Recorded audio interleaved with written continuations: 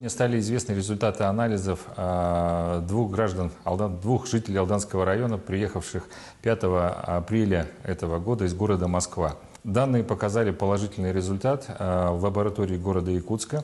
На сегодняшний день анализы отправлены в Новосибирск на окончательное подтверждение.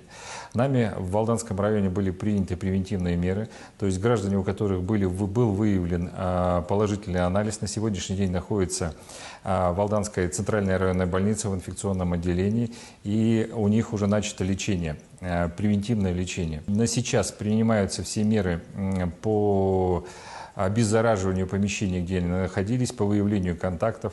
Буквально несколько минут назад состоялся оперативный штаб, который провел глава Республики Саха-Якутия. На основании указа главы республики в Алданском районе вводится режим полной изоляции, и с сегодняшнего дня этот режим начинает действовать. Все мероприятия, которые предусмотрены в рамках введения этого режима в Алданском районе, будут исполнены. Штаб Алданского района переведен на круглосуточный режим работы, отрабатываются все контакты этих жителей, и, соответственно, будут приниматься меры по их изоляции или обсервации.